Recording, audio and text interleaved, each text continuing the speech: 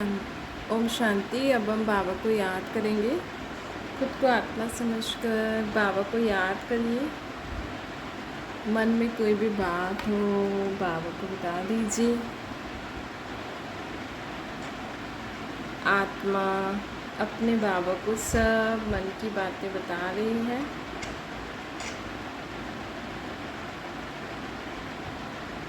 अब संकल्प करो, मैं आत्मा पवित्र हूँ। मैं आत्मा शांत स्वरूप हूँ। मैं आत्मा सुखी हूँ।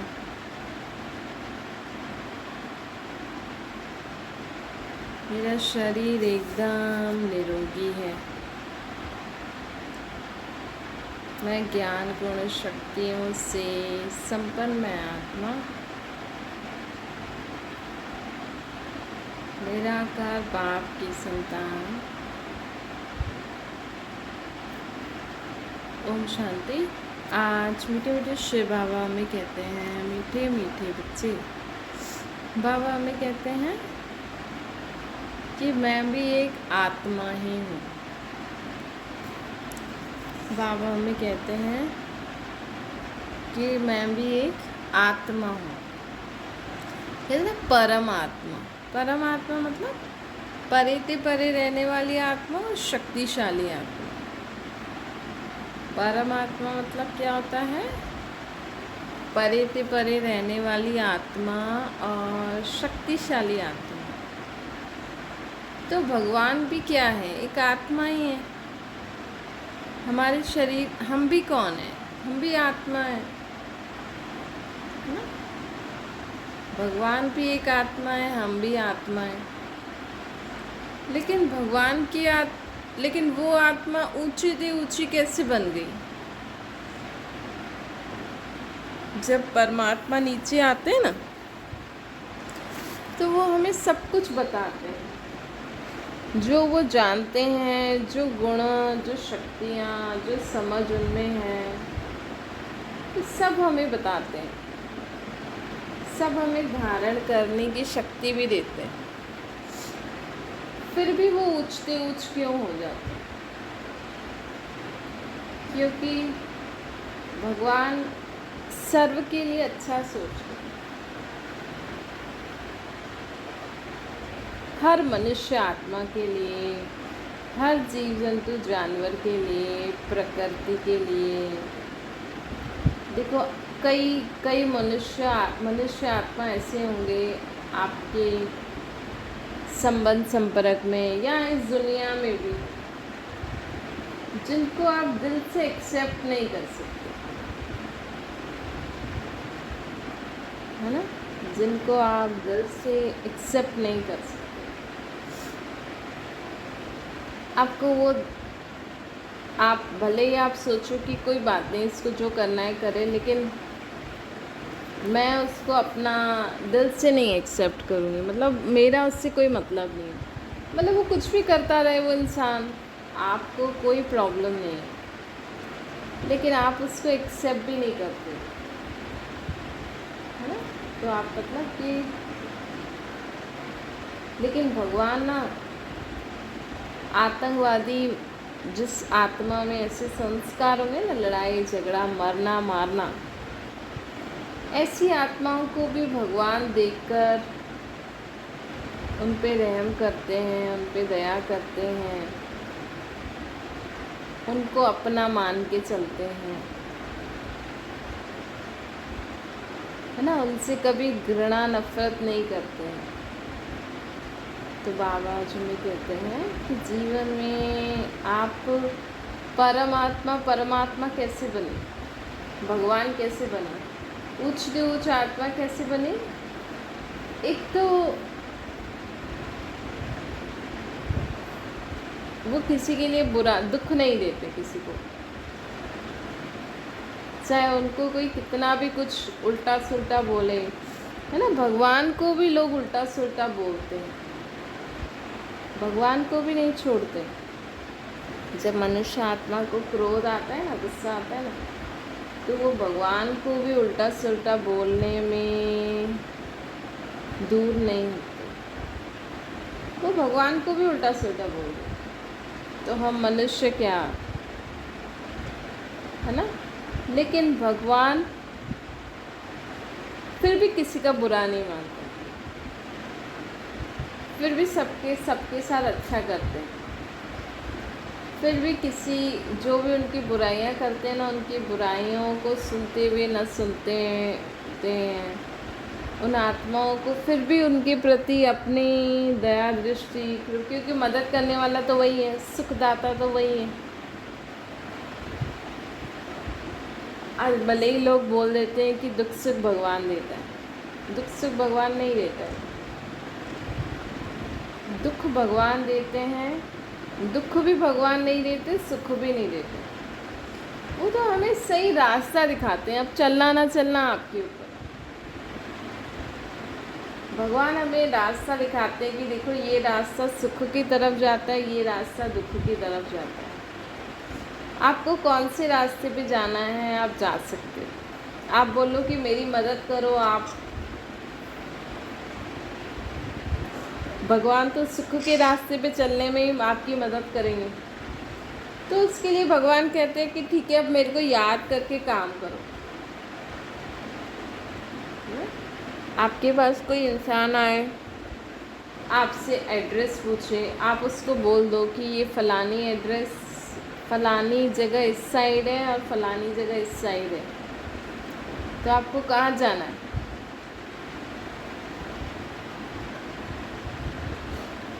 वो बोले मुझे इस साइड जाना है, लेकिन आप छोड़ के आओ मेरे, तो आप क्या बोलोगे उसको।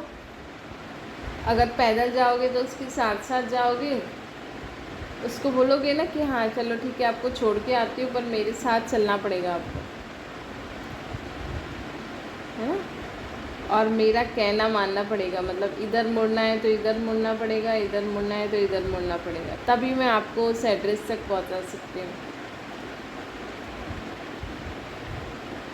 तो आप भगवान को कहते हो कि हमें सुख चाहिए, शांति चाहिए, खुशी चाहिए, मतलब जीवन भी जीना है लेकिन सुख शांति खुशी भी चाहिए।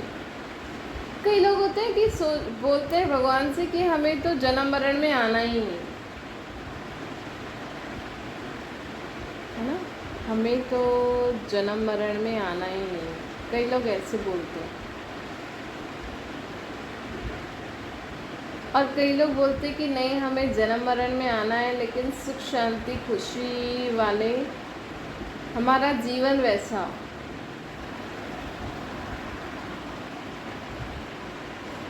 जिसमें सुख शांति खुशी हो। तो भगवान कहते कि अगर आपको जन्म मरण के चक्कर में आना ही नहीं है तो आप, लेकिन आपको एक जन्म तो आना पड़ेगा नीचे, फिर तो आप जैसे जीवन जी रहे हो ना, जीते ना, कोई डरने की बात नहीं है। हाँ अगर आपको धर्मराज की सज़ा नहीं खानी है तो मेरे को याद करके काम करो, लेकिन अगर आपको जीवन जीना है ना, अगर आपको जीवन जीना है और उसमें आपको सुख शांति खुशी भी चाहिए, पवित्रता भी चाहिए, तो आप अपने को आत्मा समझ के मुझे निराकार रूप में याद करके मेरी मत पे चलो, मैं जैसा कह रहा हूँ ना वैसे चलो, तो आप उस मंजिल तक पहुँच जाओगे।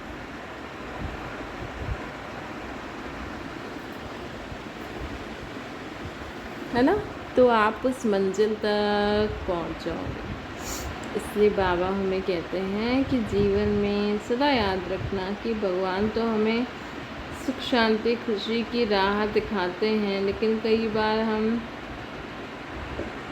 फंस जाते हैं, है ना। हमें सुख शांति खुशी के रास्ते में जाना है, वो प्राप्त करनी है, लेकिन कई बार है ना लोग चलते चलते थक जाते हैं, चलते चलते कहते कि अरे सुख शांति खुशी प्राप्त करने के लिए इतनी मेहनत करनी पड़ती है। भक्ति मार्ग वाली मेहनत नहीं करनी पड़ती। भक्ति में है ना लोगों को अगर धन चाहिए, खुशी चाहिए, तो लोग व्रत रखते हैं, पूजाएं करते हैं, नहीं अलग अलग दिन में अलग अलग पूजा करते हैं, व्रत रखते हैं, सोचते हैं ये करने से ये हो जाएगा, तो उसमें मेहनत है।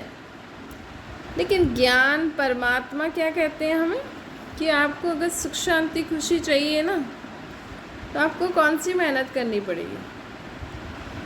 एक तो हर कर्म करते परमात्मा को याद करना पड़ेगा, याद करके कर्म करना है, ऐसे नहीं बैठ जाना है, बस उनके मन में याद हो और आप काम करते रहो।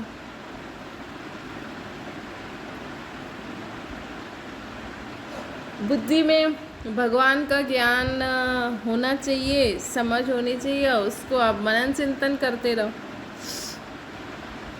और काम करते रहो। ये मेहनत करनी है आपको, अपने आप को चेक करने की मेहनत है। क्या भक्ति मार्ग में मेहनत क्या करते हैं? व्रत रखते हैं, पूजा करते हैं, फिर उसमें उसकी विधि होती है, फलान पता नहीं क्या क्या क्या क्या होता है ना। और ज्ञान मार्ग में क्या मेहनत होती है? खुद को चेक करने की मेहनत होती है। क्या सारा दिन मैंने ये चीज़ मैंने आज करी है, तो अगर क्या होता है कि महिला, अगर आपको पता है कि मुझे ये करना है, आपको परमात्मा श्रेष्ठ मत दे देते हैं, सोचने की शक्ति, निर्णय करने की शक्ति, बल को सही करने बल भरने की शक्ति, सब अगर सब चीज़ें आप घर में ही सब कुछ मिल जाता है, तो आप आराम से अपना काम कर सकते हैं। तो बाबा आज में कहते हैं कि जीवन में सुख शांति खुशी लाने के लिए आपको क्या करना पड़ेगा? मेरी मत पे चलना पड़ेगा, मेरी समझ से चलना पड़ेगा, मुझे याद करके चलना पड़ेगा। तब ही वो आप 21 जन्मों तक आपको गारंटी करते हैं, आपको 21 जन्मों तक कभी दुख नहीं होगा। अगर आज से अगर आपने परमात्मा को निराकार रूप में याद किया और खुद आप सोचते हो मैंने याद किया, ये किया वो किया, पर आप कभी कभी बीच में भूल जाते हो, तो बाबा जो में कहते हैं कि जीवन में फिर हार हो जाती है। या तो ये सोचो, अगर आप भगवान के कहे हुए चल रहे हो, कुछ भी सोचो बोलो करो,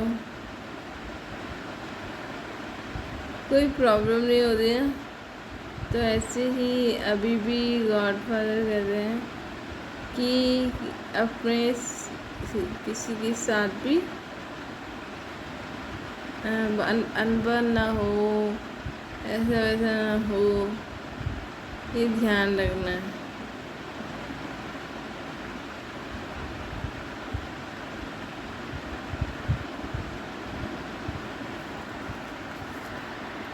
तो इसीलिए हमेशा याद रखो कि हम कौन हैं, कहाँ से आए हैं, किसके हैं।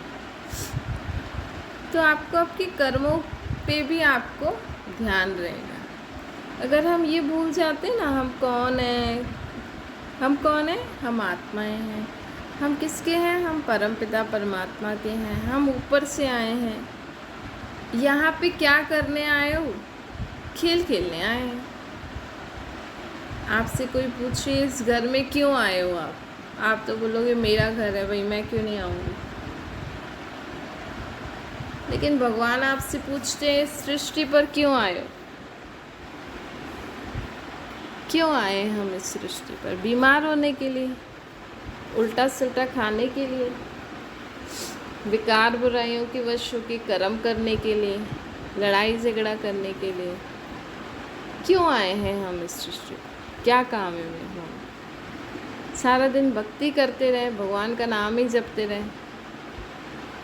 अगर सारा दिन वो काम करेंगे तो सुख का अनुभव कब कर सकेंगे? है ना, क्योंकि सारा दिन अगर आप मुंह में बोली बोल रहे हो तो इससे क्या होता है, हमारी बुद्धि का तालाब बंद हो जाता है। इसलिए बाबा हमें कहते हैं कि अपने जीवन में सदा याद रखो कि हम इस सृष्टि पर क्यों आए, सुख शांति खुशी से रहने आए हैं ना। तो उसी के लिए श्रीमद् भगवान हमें देते हैं, कहते हैं कि आप इस सृष्टि पर तो हो, लेकिन आपके जीवन में न सुख है, न शांति है, न प्रेम है, न पवित्रता है। मतलब हर कुछ लोग कहते हैं ये भी हो, ये भी हो, हम पढ़ाई लिखाई भी करें, बच्चों को कराएं, फिर हम ये भी करें, हम वो भी करें, लेकिन पढ़ाई लिखाई नहीं होती। इसीलिए बाबा हमें कहते हैं हर प्रकार के लोग, हर प्रकार के लोग ये सृष्टि पर अलग अलग नज़र आते। हर प्रकार के लोग इस सृष्टि पर रहते हुए भी, इस सृष्टि को पे रहते हुए भी खुश नहीं हैं, सुखी नहीं हैं, क्योंकि उनको लगता है ना जी, जब किसी का जन्मदिन आता है तो लड़के या लड़के कितना सोचते कि अरे मेरा जन्मदिन है। अगर बच्ची को रुला दिया तो फिर वो भी ठीक नहीं माना जाता। तो इसीलिए आपको डर है कि कहीं हमारे सीट न हो जाए, है ना, लेकिन भगवान कहते हैं कि ये सीट लेती तो विनाश क्यों होता।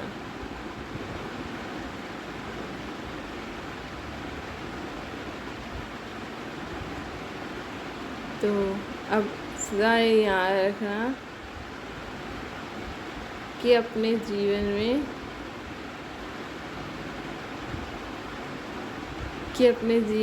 हमें अब जीवन में अच्छे कर्म करके हमें अपना भाग्य बनाना है। इस सृष्टि पर हम आए हैं, एक बार नहीं अनेक बार आते जाते रहते हैं। कलयुग के अंत सत्य के आदि के बीच में, सत्य के अंत और कलयुग के आदि के बीच में एक छोटा सा युग जिसको हम कहते हैं चैपर युग। तो इससे क्या होता है कि इससे मनुष्य जितना होगा, अच्छे कर्म करेगा, उतनी आयु बढ़ेगी, उतना इस सृष्टि पर उसको पाठ बजाने में मज़ा आएगा। तो हमेशा याद रखो, इस सृष्टि पर हम 100 बजाने के कार्य पहले करते हैं। अच्छा मीठी मीठी सिक्योरिटी माता पिता बाप दादा का याद प्यार और गुड मॉर्निंग। रूहानी बाप की हम सभी रूहानी बच्चों को नमस्ते। हमारी भी रूहानी माता पिता बाप दादा को याद प्यार गुड मॉर्निंग और नमस्ते। बाबा को याद करिए।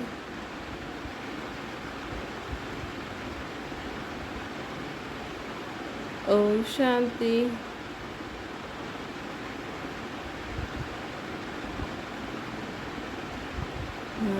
ओम शांति।